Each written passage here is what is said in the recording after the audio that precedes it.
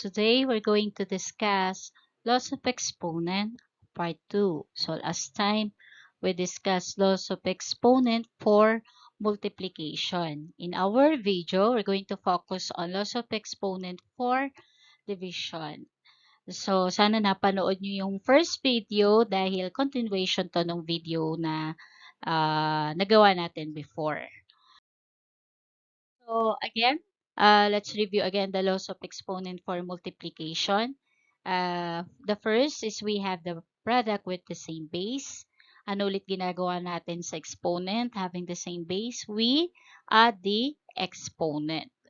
And number 2, we have, or the second one is the power raised to a power. So yung exponent natin sa labas at exponent natin sa loob ni parenthesis, we multiply the exponent. So a raised to m times n. The third one is the product raised to a power. Since we have here two variables, we distribute the exponents. We distribute the exponent na nasa labas ni parenthesis sa mga exponent na nasa loob ni parenthesis. A raised to 1 times n, kaya naging a raised to n. B raised to 1 times n is equal to b raised to n. Always remember that if the variables have wala kayong nakikitang number na exponent na 2 or what, it means ang exponent niya is 1. Okay, so for we're going to discuss laws of exponent for division. So let's see. The first one is the quotient raised to a power. So karugtong lang to, kaya 2/4 ano yung kanina natin yung sa multiplication. The fourth is the quotient raised to a power. So tignan nyo, we have here fraction na. May nakikita ba kayong fraction? When we say fraction, meron tayong tinatawag na numerator and the denominator. Ang numerator natin yung nasa taas at ang denominator ay yung nasa baba. So quotient raised to a power is we're going to multiply the exponent dun sa outside the parenthesis sa exponent sa loob ng parenthesis. Ano bang difference nito doon sa multiplication? Ang difference lang is fraction na tong sa atin. So, a raised to 1 times n is equal to a raised to n. Dinistribute natin sa exponent kay numerator. I-distribute din natin si exponent sa exponent ni denominator. So, b raised to 1 times n, is equal to b raised to n. So, that is equal to a raised to n over b raised to n. So let's give an example. A cube of x over y. Again, we're going to distribute the exponent inside the parenthesis from to the numerator and to the denominator. So x raised to 1 times 3 is equal to x cubed. Y raised to 1 times 3 is equal to y cubed. So that's why we have here x cubed over y cubed. So that will be your quotient. Now, number 2 example, a 7 of mn over xy. So we have here two variables. So pag ganito po, we will again distribute the exponent dun sa loob ng parenthesis. Lahat ng nasa loob ni parenthesis. I-distribute natin siya kay m raised to 1 times 7 is equal to m raised to 7. N raised to 1 times 7 is equal to n raised to 7. So, we multiply the exponent na nasa loob sa exponent dun sa labas. So, first, nagawa na natin kay numerator. Second is kay denominator. X raised to 1 times 7 is equal to x raised to 7. Y raised to 1 times 7 is equal to y raised to 7. So, this is your quotient. Third example, as you will see, literal coefficients na tayo. We have here a cube of 3ab over 2mn. Distribute ulit natin, tulad ng sinabi natin kanina. So, 3 raised to 1 times 3 is 3 cubed. a raised to 1 times 3 is a cube. B raised to 1 times 3 is b cube. Over, doon naman kay denominator. Sa lahat ng denominator, 2 raised to 1 times 3 is 2 cube. M raised to 1 times 3 is m cube.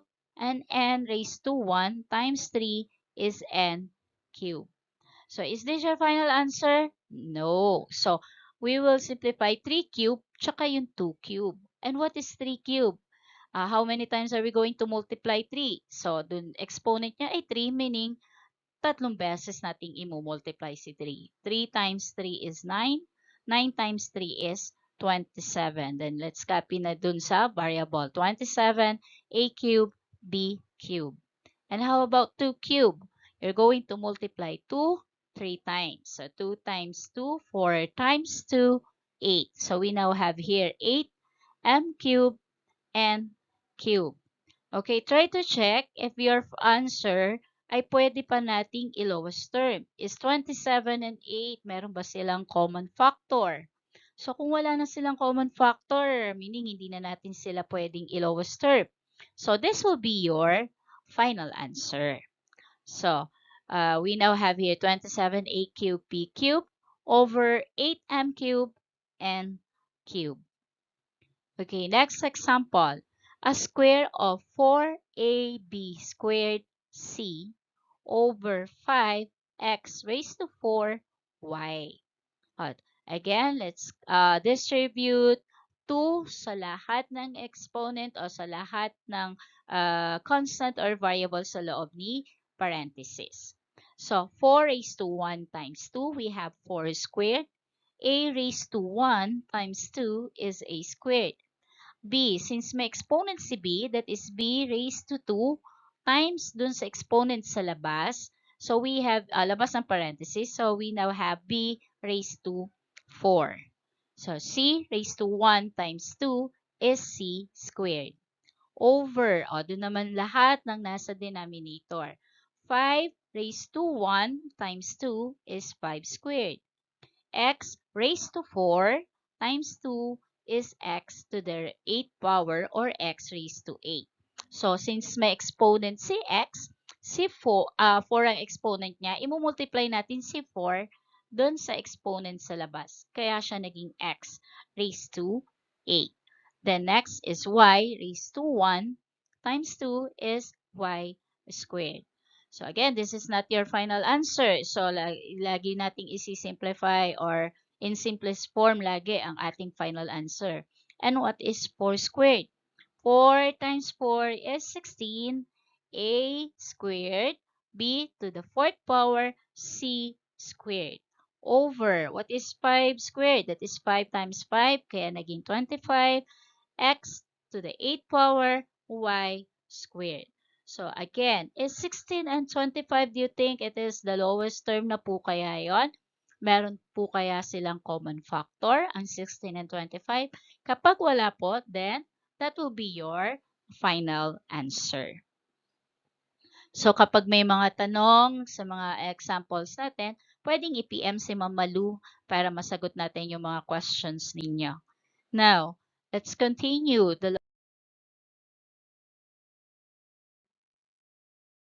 Okay, so loss of exponent for division, this time quotient rule having the same base. Yung loss of exponent natin for multiplication na may same base, pinaplus natin or ina-add natin yung exponent.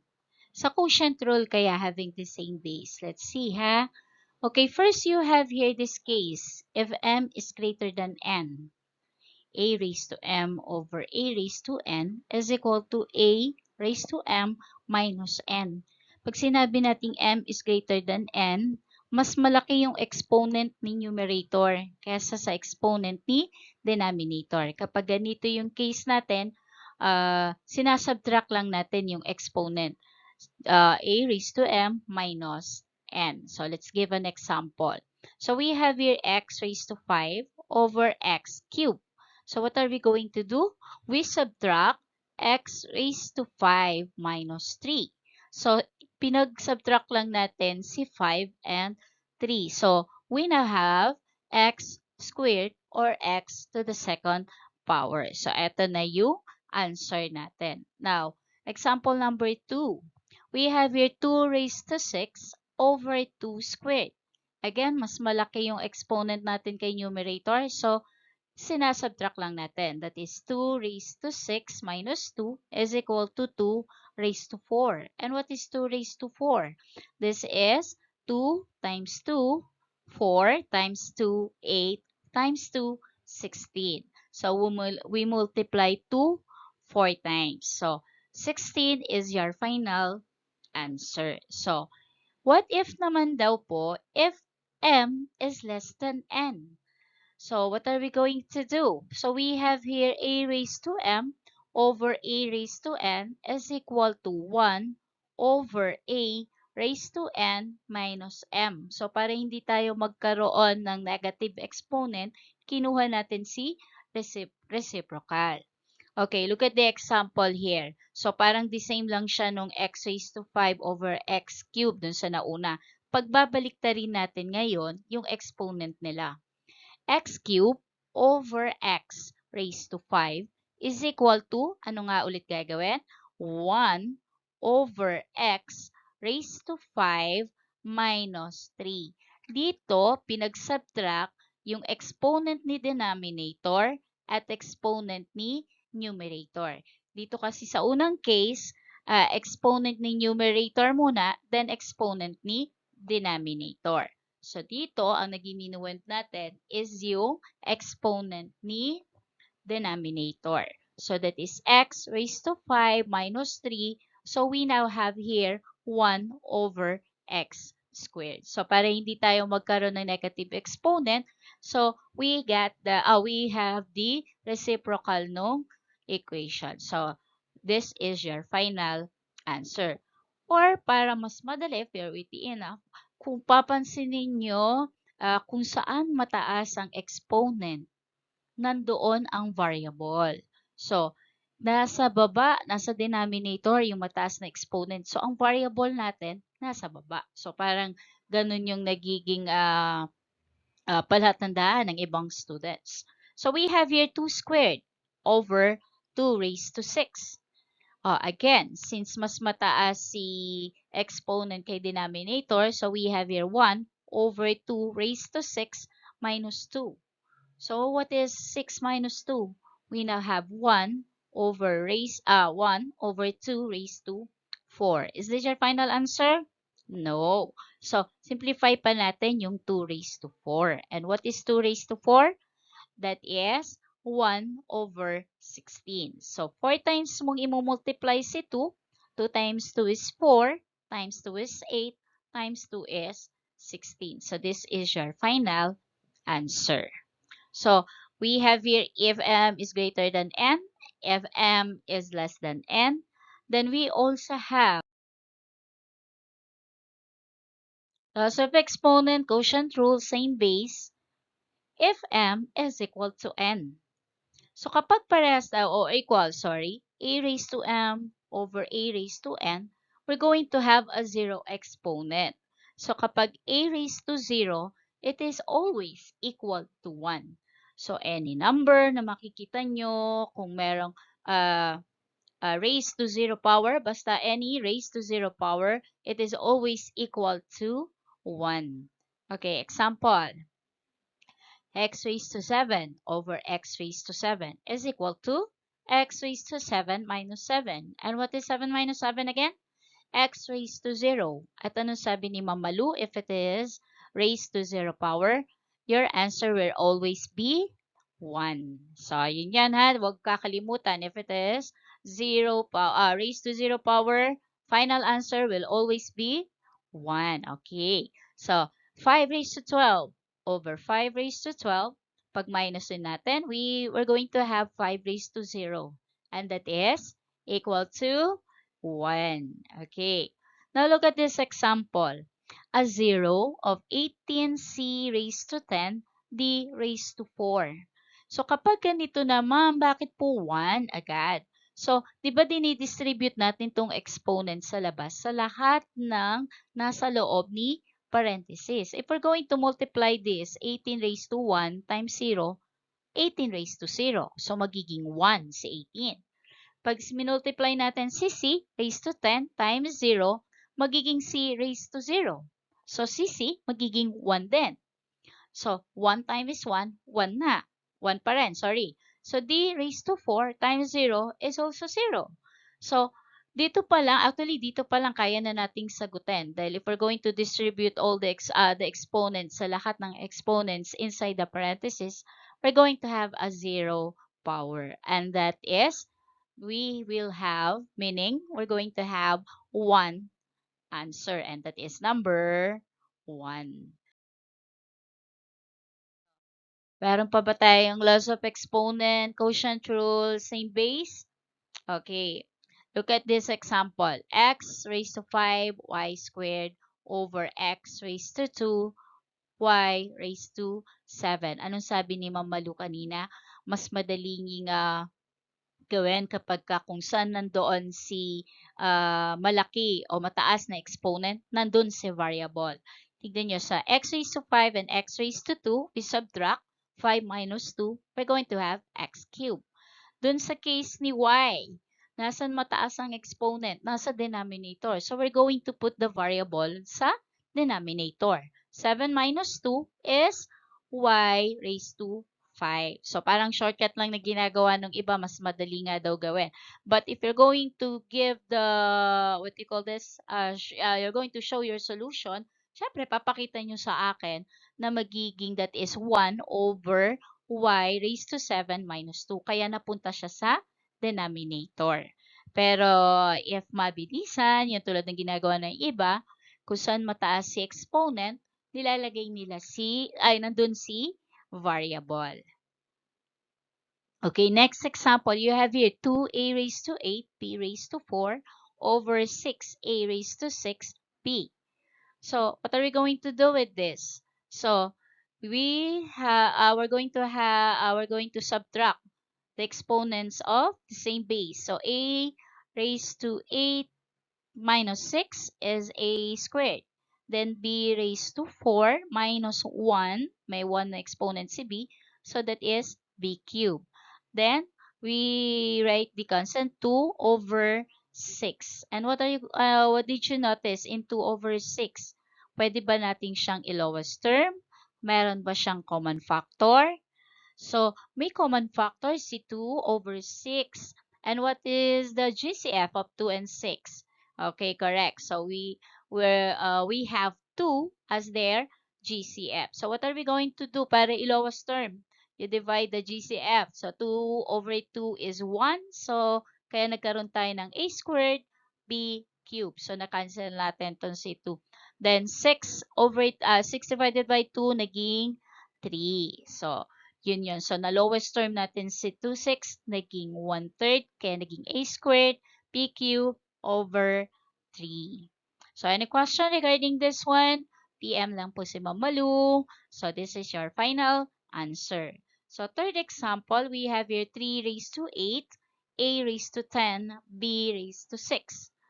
Over 3 raised to 5, a raised to 7, b raised to 8, c raised to 4. So, papansinin natin lahat sila same bases. Tama? So, what are we going to do? So, we subtract 3 raised to 8 minus 5. Magkaroon tayo ng 3 cube. Kay a raised to 10 minus 7, we have here a cube. Now, nasan ba yung mataas na exponent ni b? Nasa baba. So, doon natin siya ilalagay sa denominator. So, b raised to 8 minus 6 is b squared. Then, si c raised to 4, since nasa denominator siya, wala naman siya sa numerator, we just simply write the c raised to 4. Do you think is this your final answer? Meron pa ba? Meron ba tayong lowest term? Wala, pero meron tayong isi-simplify.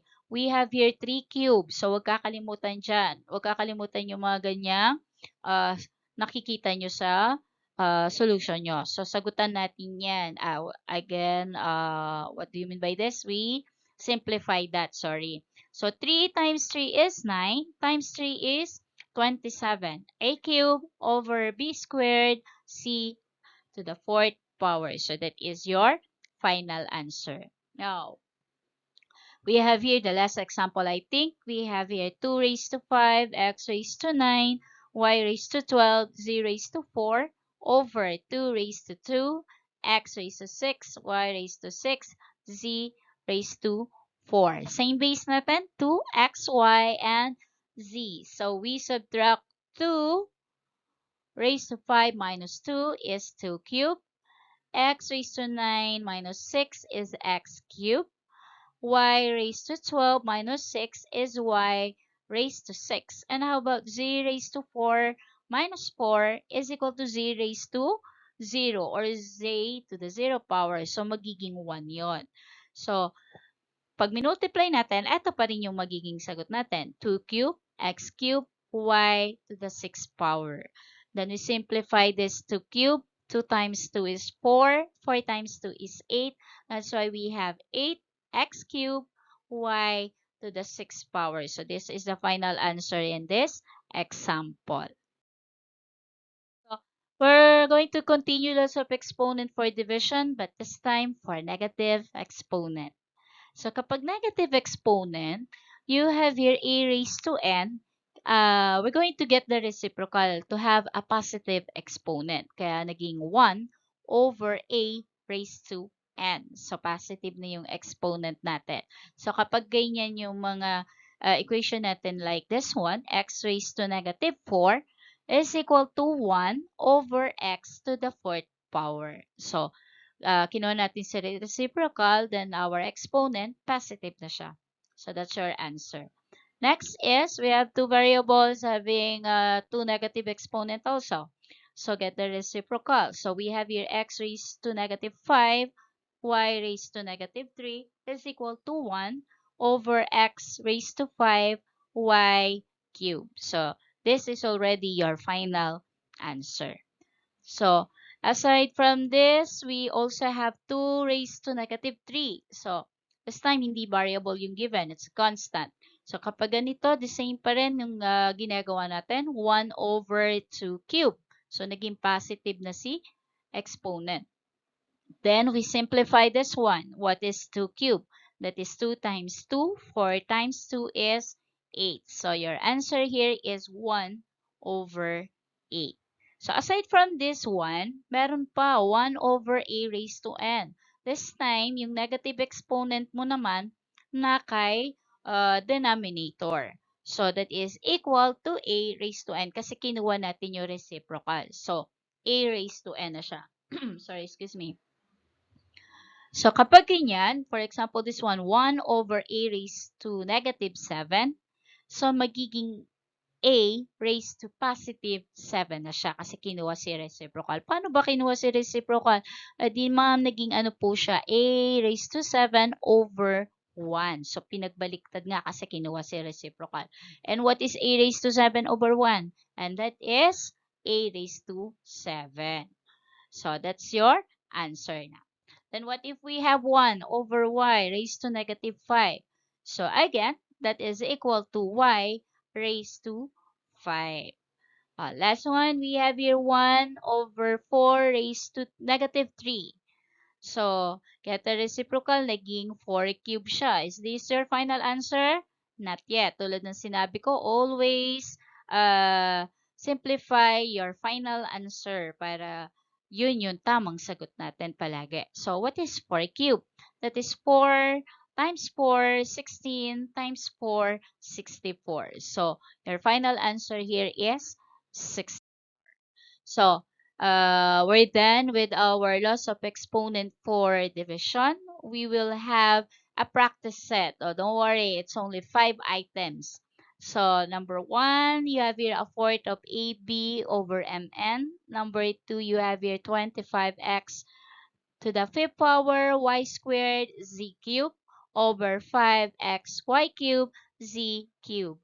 Number 3, a 0 of 7 cubed x squared y to the 4th power.